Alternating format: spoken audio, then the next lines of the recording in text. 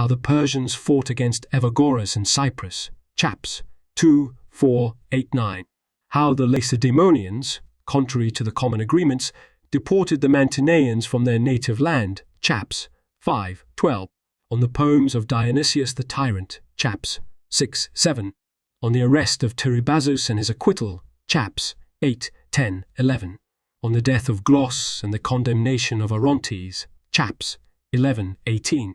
How Amyntas and the Lacedaemonians made war upon the Olynthians, chaps 19, 21, 23. How the Lacedaemonians seized the Cadmea, chap 20. How they enslaved the Greek cities contrary to the covenants, chap 23. The settlement of the island of Pharos in the Adriatic, chap 13. The campaign of Dionysius against Tyrrhenia and the plundering of the temple, chap 14. The campaign of Dionysius against the Carthaginians, his victory and defeat, chap 15, 17. How the Thebans recovered the Cadmea, chaps 25, 27. How the Carthaginians were endangered when afflicted by a plague, chap 24. On the Boeotian War and the events connected with it, chaps 28, 35. The campaign of the Triballi against Abdera, chap 36.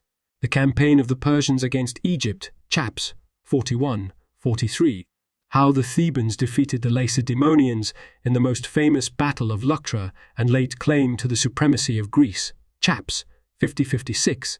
The accomplishments of the Thebans during their invasions of the Peloponnesus, chaps 62, 66, 69, 75, 82, 82, 88, passim. On the system of training of Iphicrates and his discoveries in the art of war, chap 44. The campaign of the Lacedaemonians against Corcyra, chaps 46, 47. On the earthquake and inundation that took place in the Peloponnesus and the torch that appeared in the heavens, chaps 48, 50. How there took place among the Argives a great slaughter, which was called the reign of Cloblor, chaps 57, 58. On Jason, the tyrant of Pherae and his successors, chaps 57, 60, 80, 95. The Sinoacismos of Messene by the Thebans, chaps 66, 67. The campaign of the Boeotians against Thessaly, chap 67. Throughout our entire treatise, our practice has been to employ the customary freedom of speech enjoyed by history, and we have added just praise of good men for their fair deeds and meted out just censure upon bad men whenever they did wrong. By this means, as we believe, we shall lead men whose nature fortunately inclines them to virtue to undertake, because of immortality fame accords them, the fairest deeds, whereas by appropriate obloquies we shall turn men of the opposite character from their impulse to evil. Consequently, since we have come in our writing to the period when the Lacedaemonians fell upon deep distress in their unexpected defeat at Leuctra, and again in their unlooked-for repulse at Mantinea lost the supremacy over the Greeks, we believe that we should maintain the principle we have set for our writing and set forth the appropriate censure of the Lacedaemonians. For who would not judge men to be deserving of accusation who had received from their ancestors a supremacy with such firm foundations, and that too preserved by the high spirit of their ancestors for over 500 years, and now beheld it, as the Lacedaemonians of that time did, overthrown by their own folly? And this is easy to understand.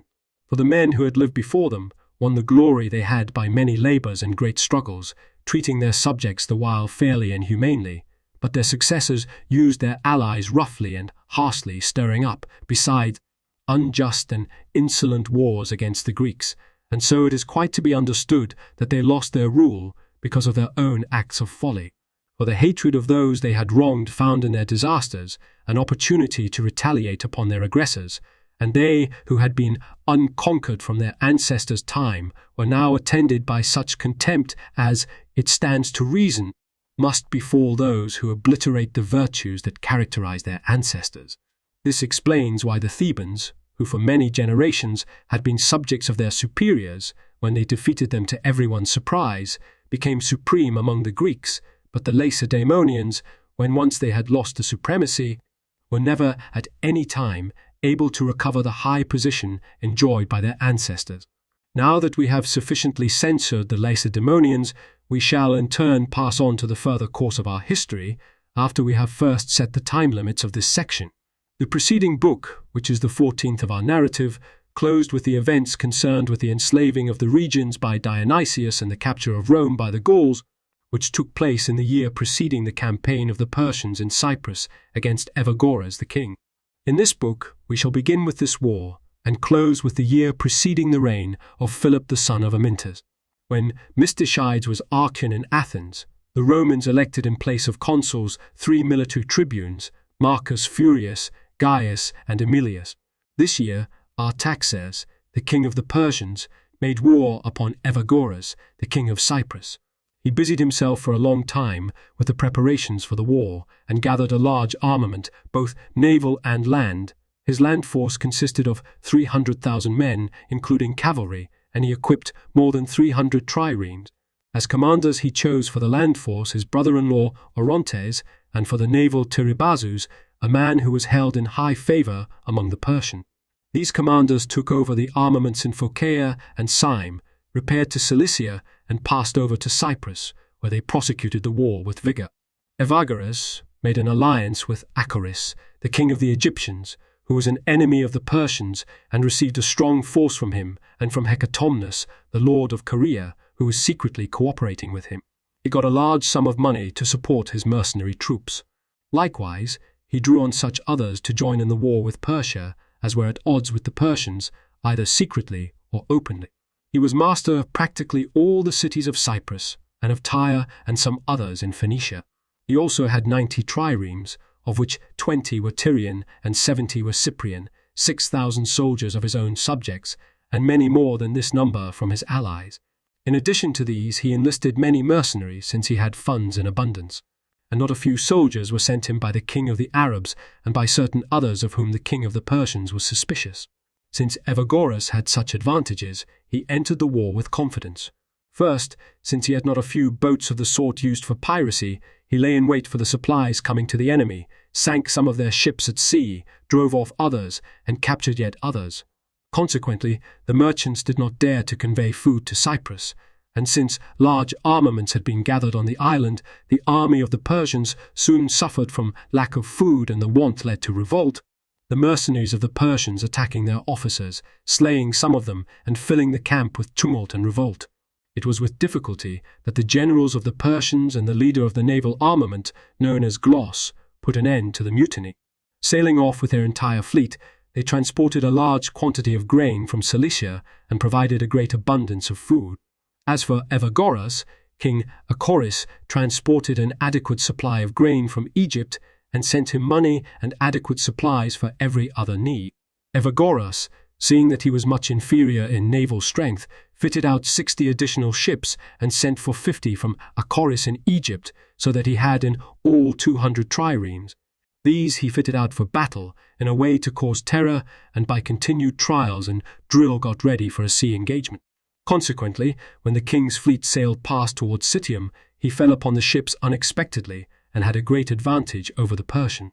For he attacked with his ships in compact array, ships in disorder, and since he fought with men whose plans were prepared against men unready, he at once at the first encounter won a prearranged victory. For, attacking as he did with his triremes in close order, triremes that were scattered and in confusion, he sank some and captured others. Still, the Persian Admiral Glos and the other commanders put up a gallant resistance, and a fierce struggle developed in which at first Evagores held the upper hand. Later, however, when Glos attacked in strong force and put up a gallant fight, the result was that Evagores turned in flight and lost many of his triremes. The Persians, after their victory in the sea fight, gathered both their sea and land forces at the city of Citium. From this as their base, they organized a siege of Salamis and beleaguered the city both by land and by sea. Meantime, Tiribazus crossed over to Cilicia after the sea fight and continued thence to the king, reported the victory, and brought back 2,000 talents for the prosecution of the war. Before the sea fight, Evagores, who had fallen in with a body of the land force near the sea and defeated it, had been confident of success, but when he suffered defeat in the sea fight and found himself besieged, he lost heart. Nevertheless, deciding to continue the war, he left his son Nitagorus behind as supreme commander in Cyprus and himself took 10 triremes eluded the enemy and got away from Salamis. On arriving in Egypt, he met the king and urged him to continue the war energetically and to consider the war against the Persians a common undertaking. While these events were taking place, the Lacedaemonians determined to make war upon Mantinea without regard to the standing treaty, for the following reason. The Greeks were enjoying the general peace of Antalcidas, in accordance with which all the cities had got rid of their garrisons and recovered by agreement their autonomy. The Lacedaemonians, however, who by their nature loved to command and by policy preferred war, would not tolerate the peace which they considered to be a heavy burden, and longing for their past dominance over Greece, they were poised and alert to begin a new movement. At once, then, they stirred up the cities and formed partisan groups in them with the aid of their friends, being provided in some of the cities with plausible grounds for interference. For the cities, after having recovered their autonomy, demanded an accounting of the men who had been in control under the Lacedaemonian supremacy, and since the procedure was harsh, because the people bore enmity for past injuries and many were sent into exile, the Lacedaemonians took it upon themselves to give support to the defeated faction. By receiving these men and dispatching a force with them to restore them to their homes, they at first enslaved the weaker cities, but afterward made war on and forced the more important cities to submit, having preserved the general peace no longer than 2 years. Seeing that the city of the Mantineans lay upon their borders and was full of valiant men, the Lacedaemonians were jealous of its growth which had resulted from the peace and were bent on humbling the pride of its citizens. First of all, therefore, they dispatched ambassadors to Mantinea, commanding them to destroy their walls and all of them to remove to the original 5 villages from which they had of old united to form Mantinea. When no one paid any attention to them, they sent out an army and laid siege to the city. The Mantineans dispatched ambassadors to Athens asking for aid. When the Athenians did not choose to make a breach of the common peace, the Mantineans nonetheless withstood the siege on their own account and stoutly resisted the enemy. In this way, then, fresh wars got a start in Greece. In Sicily, Dionysius, the tyrant of the Syracusans, now that he was relieved of wars with the Carthaginians, enjoyed great peace and leisure. Consequently, he devoted himself with much seriousness to the writing of poetry, and summoning men of repute in this line, he accorded them special honors and resorted to them, making use of them as instructors and revisers of his poems. Elated by the flattering words with which these men repaid his benefactions, Dionysius boasted far more of his poems than of his successes in war. Among the poets in his company was Philoxenus, the writer of dithyrambs, who enjoyed very high repute as a composer in his own line. After dinner, when the compositions of the tyrant, which were wretched, had been read, he was asked what was his judgment of the poetry. When he replied with a good deal of frankness, the tyrant, offended at his words, found fault with him that he had been moved by jealousy to use scurrilous language and commanded his servants to drag him off forthwith to the quarries. On the next day, however, when Philoxenus's friends made petition for a grant of pardon, Dionysius made up with him and again included the same men in his company after dinner. As the drinking advanced, again Dionysius boasted of the poetry he had written, recited some lines which he considered to be happily composed, and then asked, "What do you think of the verses?" To this Philoxenus said not a word, but called Dionysius's servants and ordered them to take him away to the quarries. Now, at the time, Dionysius, smiling at the ready wit of the words, tolerated the freedom of speech, since the joke took the edge off the censure. But when some time later, his acquaintances and Dionysius as well asked him to desist from his untimely frankness, Philoxenus made a paradoxical offer. He would, he said in his answer, both respect the truth and keep the favour of Dionysius.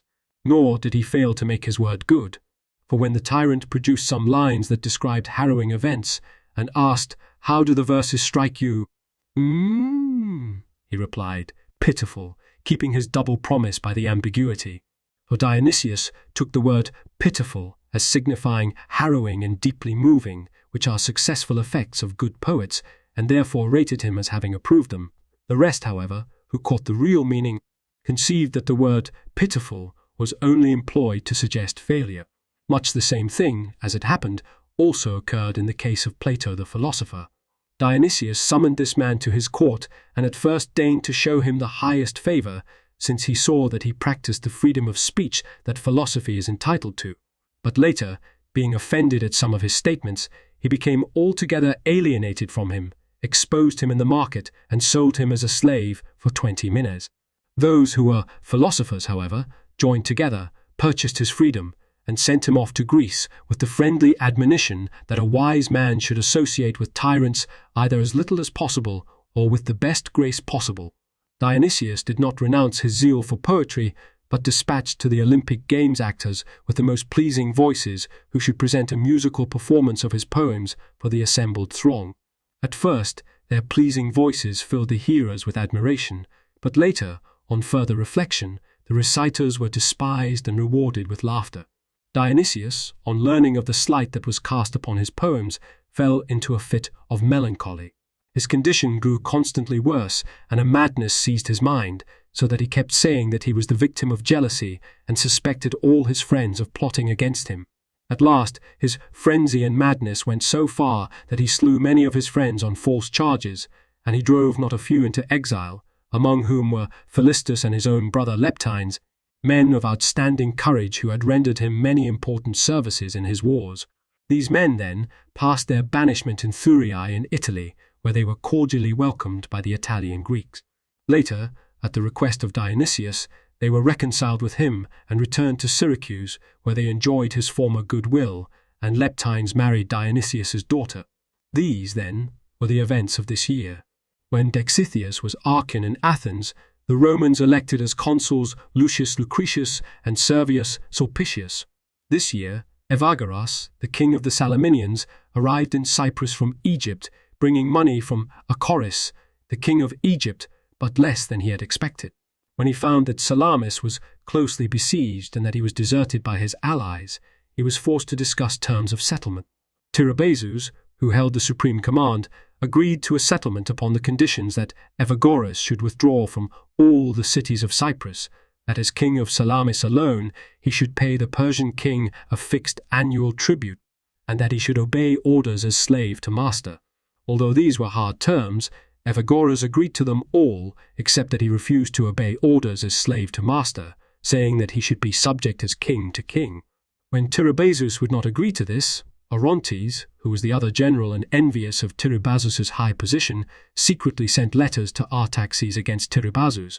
The charges against him were first, that although he was able to take Salamis, he was not doing so, but was receiving embassies from Evagrius and conferring with him on the question of making common cause, that he was likewise concluding a private alliance with the Lacedaemonians, being their friend, that he had sent to Pytho to inquire of the god regarding his plans for revolt, and, most important of all, that he was winning for himself the commanders of the troops by acts of kindness, bringing them over by honors and gifts and promises. On reading the letter, the king, believing the accusations, wrote to Orontes to arrest Tiribazus and dispatch him to him.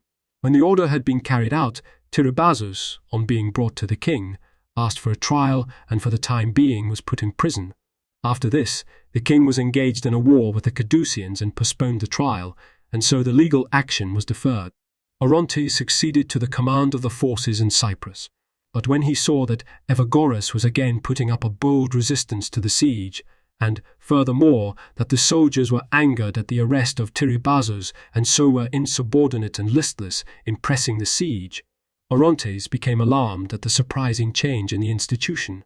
He therefore sent men to Evagrius to discuss a settlement and to urge him to agree to a peace on the same terms Evagrius had agreed to with Tiribazus. Evagrius, then, was surprisingly able to dispel the menace of capture and agreed to peace on the conditions that he should be king of Salamis, pay the fixed tribute annually, and obey as a king the orders of the king.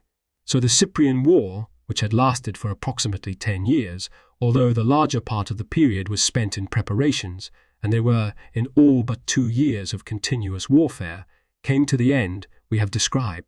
Glos, who had been in command of the fleet and was married to the daughter of Tiribazus, fearful that it might be thought that he had cooperated with Tiribazus in his plan, and that he would be punished by the king, resolved to safeguard his position by a new project of action.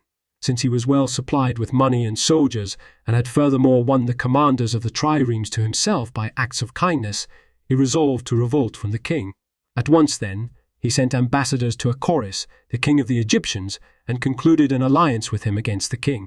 He also wrote the Lacedaemonians and incited them against the king, promising to give them a large sum of money and offering other great inducements. He pledged himself to full cooperation with them in Greece and to work with them in restoring the supremacy their fathers had exercised. Even before this, the Spartans had made up their minds to recover their supremacy, and at the time were already throwing the cities into confusion and enslaving them, as was clear to all men. Moreover, they were in bad repute because it was generally believed that in the agreement they had made with the king they had betrayed the Greeks of Asia, and so they repented of what they had done and sought a plausible excuse for a war against Artaxerxes.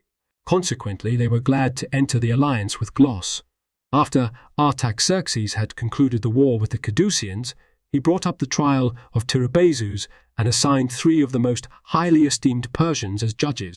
At this time, other judges who were believed to have been corrupt were flayed alive and their skins stretched tight on judicial benches.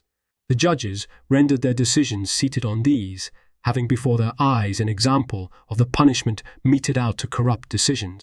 Now, the accusers read the letter sent by Orontes and stated that it constituted sufficient cause for accusation.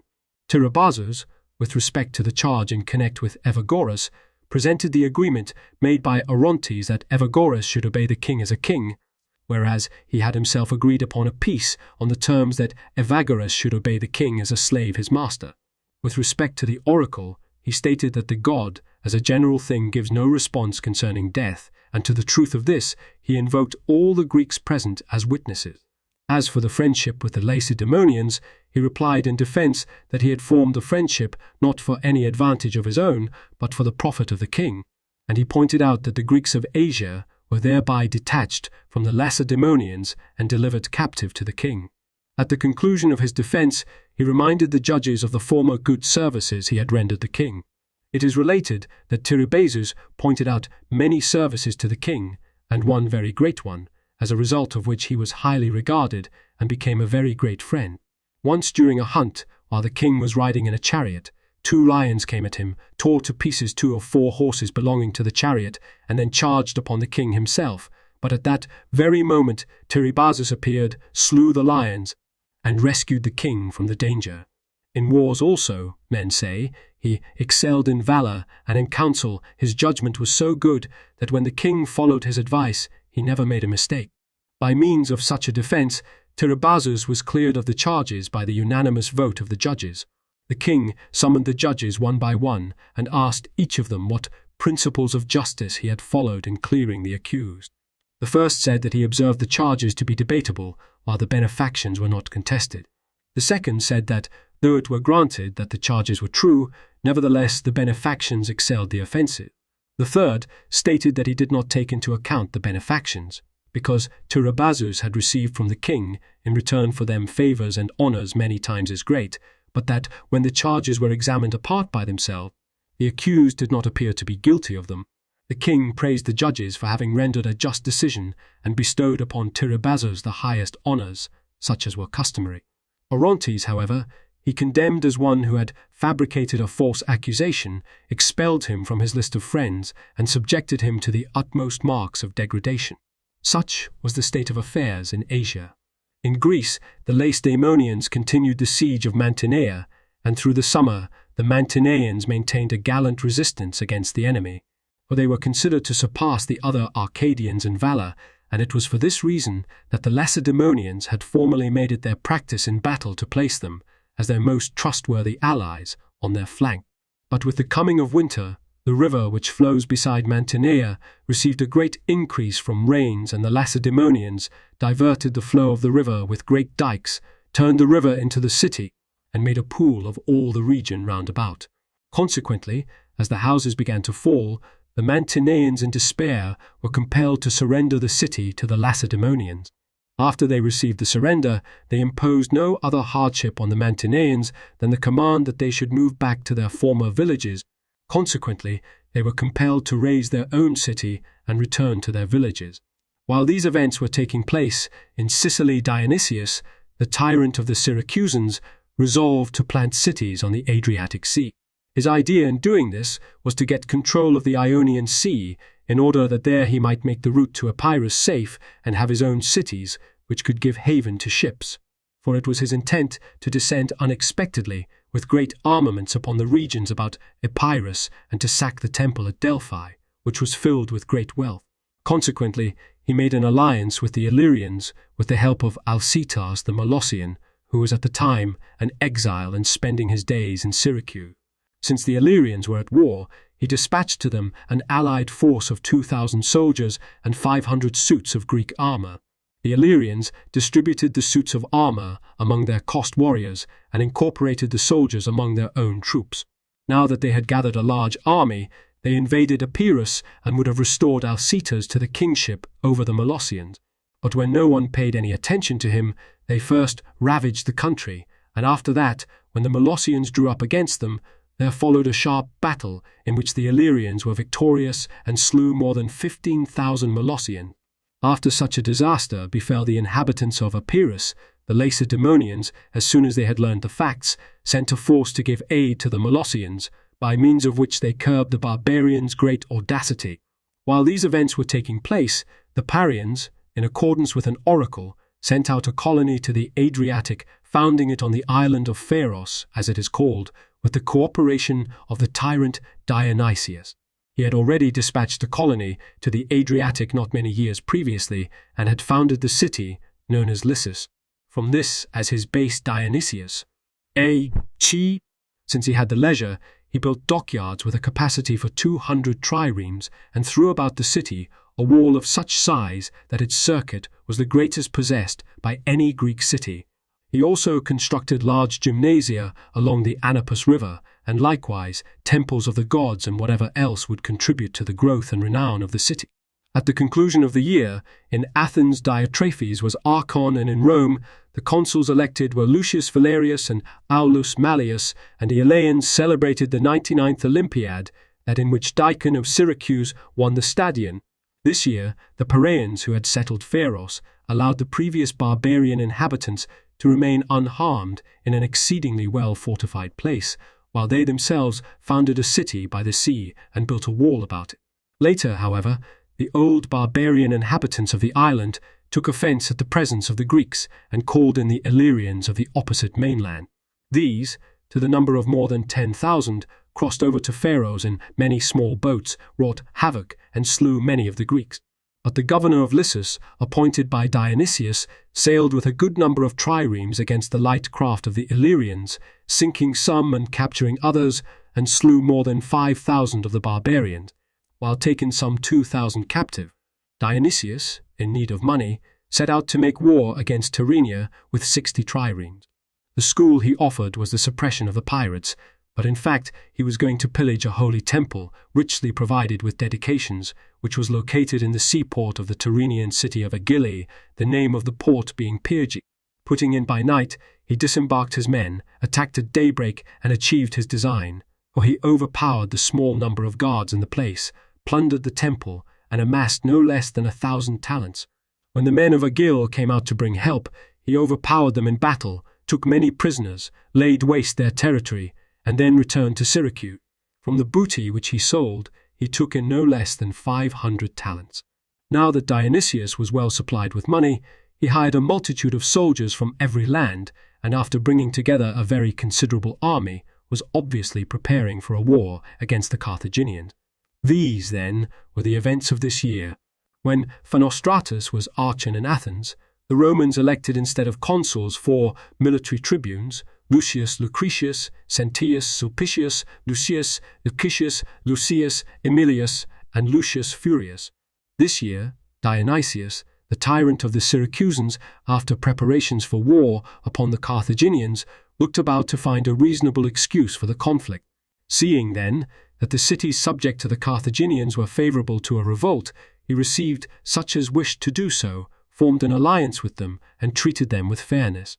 The Carthaginians at first dispatched ambassadors to the ruler and asked for the return of their cities, and when he paid no attention to them, this came to be the beginning of the war.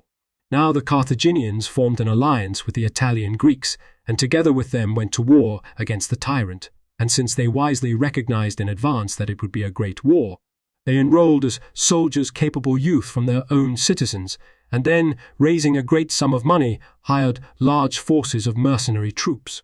As general, they chose their king Magon and moved many tens of thousands of soldiers across to Sicily and Italy, planning to wage war on both fronts. Dionysius, for his part, also divided his forces, on the one front fighting the Italian Greeks, and on the other the Phoenician. Now, there were many battles here and there, between groups of soldiers and minor and continuous engagements, in which nothing of consequence was achieved. But there were two important and famous pitched battles. In the first, near Kabala, as it is called, Dionysius, who put up an admirable fight, was victorious, slaying more than 10,000 of the barbarians and capturing not less than 5,000. He also forced the rest of the army to take refuge on a hill, which was fortified but altogether without water. There fell also Magon their king after a splendid combat. The Phoenicians, dismayed at the magnitude of the disaster, at once sent an embassy to discuss terms of peace. But Dionysius declared that his only terms were conditional upon their retiring from the cities of Sicily and paying the cost of the war. This reply was considered by the Carthaginians to be harsh and arrogant, and they outgeneraled Dionysius with their accustomed knavery. They pretended that they were satisfied with the terms, but stated that it was not in their power to hand over the cities, and in order that they might discuss the question with their government, they asked Dionysius to agree to a truce of a few days. When the monarch agreed, the truce took effect. Dionysius was overjoyed, supposing that he would forthwith take over the whole of Sicily. The Carthaginians, meanwhile, gave their king Magon a magnificent funeral and replaced him as general with his son, who, though he was young indeed, was full of ambition and distinguished for his courage. He spent the entire period of the truce drilling and exercising his troops, and what with laborious exercise, hortatory speeches, and training in arms, he rendered the army obedient and competent. At the expiration of the period agreed upon, both sides deployed their forces and entered the battle with high spirit. There followed a sharp-pitched battle at Cronium, as it is called, and the deity redressed by victory turn for turn the defeat of the Carthaginians.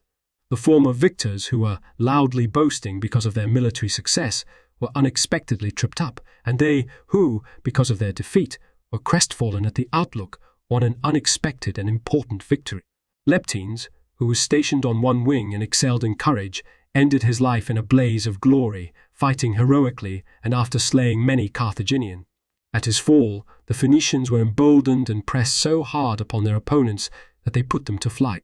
Dionysius, whose troops were a select band at first, had the advantage over his opponents. But when the death of Leptines became known and the other wing was crushed, his men were dismayed and took to flight. When the rout became general, the Carthaginians pursued the more eagerly and called out to one another to take no one captive, and so all who were caught were put to death, and the whole region close at hand was heaped with dead.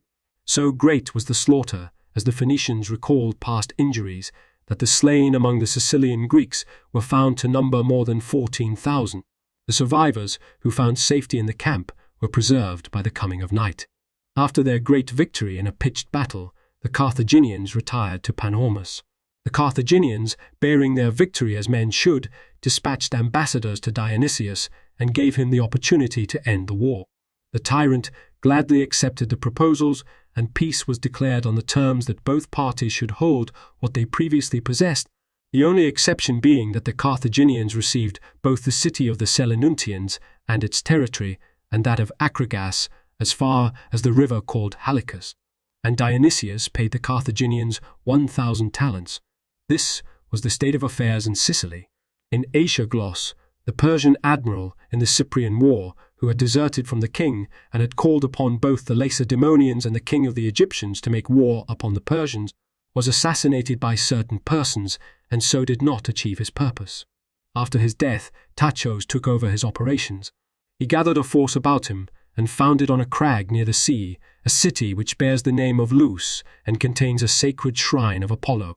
A short time after his death, a dispute over this city arose between the inhabitants of Clazomena and those of Semaii. Now at first the cities undertook to settle the matter by recourse to war, but later someone suggested that the god be asked which one of the two cities should be master of Lus. The Pythia, decided that it should be the one which should first offer sacrifice in Lus, and that each side should start from his own city at the rising of the sun on a day upon which both should agree. When the day was set, the Samaeans assumed that they would have the advantage because their city lay the nearer, but the Clazomenians, though they were a greater distance away, devised the following scheme to get the victory. Choosing by lot from their own citizens, they founded near Lus a city from which they made their start at the rising of the sun, and thus forestalled the Samaeans in performing the sacrifice. Having become masters Lus by this scheme, they decided to hold an annual festival to bear its name, which they called the Prophesia. After these events, the rebellions in Asia came of themselves to an end. After the death of Glos and Tachos, the Lacedaemonians renounced their undertakings in Asia, but they went on organizing affairs in Greece for their own interest, winning over some of the cities by persuasion and getting others into their hands by force through the return of the exiles. From this point, they began openly to bring into their own hands the supremacy of Greece, contrary to the common agreements adopted in the time of Antalcidas after intervention by the king of the Persians. In Macedonia, Amyntas, the king, had been defeated by the Illyrians and had relinquished his authority. He had furthermore made a grant to the people of the Olynthians of a large part of the borderland because of his abandonment of political power. At first, the people of the Olynthians enjoyed the revenues from the land given them, and when later the king unexpectedly recovered strength and got back his entire kingdom, the Olynthians were not inclined to return the land when he asked for it. Consequently, Amyntas gathered an army from his own people, and forming an alliance with the Lacedaemonians, persuaded them to send out a general and a strong force against the Olynthian.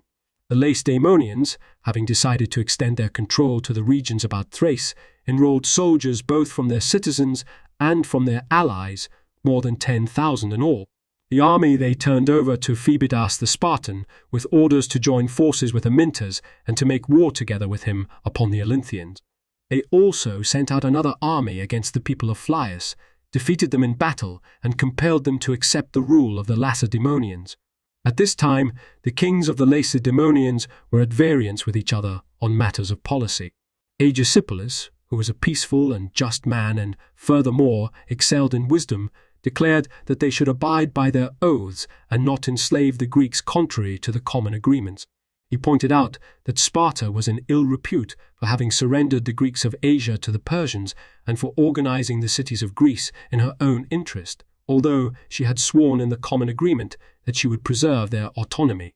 But Agesilaus, who was by nature a man of action, was fond of war and yearned for dominance over the Greeks. The Lorb editor's notes. 1. The book covers the years 386, 361 BC. 2. The proper spelling is Hakori. 3. Referring to the Peace of Antalcidas, Book 14.110.3. 4. Of Cythera. 5. The saying is also attributed to Aesop, Book 9.28. 6. P. Book 14.109. 7. As a matter of fact, Dionysius won the prize at the Linnea with a play, The Ransom of Hector. 8. The Oracle at Delphi. 9. The war ended in 380 BC, and the Peace of Antalcidas, Book 14.110.3. 11. Therefore he could not have inquired of the oracle about a revolt, which, if successful, would necessarily have involved the death of the king. 12. Herodotus, 8.85, states that certain Persians who had especially distinguished themselves were recorded among the king's benefactors, being called in Persian Orosangi. 13. The Greek reads the Ionian passageway, as it is called, since, being the lower part of the Adriatic Sea, it was the direct route between Greece and Italy. 14. There is a lacuna here that must be of some length, since the following statements apply, not to Lissus, but to Syracuse. 15. This flowed into the great harbour of Syracuse. 16. Some 15 miles up the coast from Ostia. The temple was that of Aletheia, the goddess of childbirth, Strabo 5.28. 17. Magan was obviously one of the two annually elected suffets who corresponded roughly to the Roman consul. Diodorus must have known that the Carthaginians had no kings, but probably avoided for his readers the use of the unfamiliar term. 18. The location is unknown. 19. Modern Palermo. 20. C.P. Chap. 9.3.4. 21. The anticipation. The previous next to images with borders lead to more information.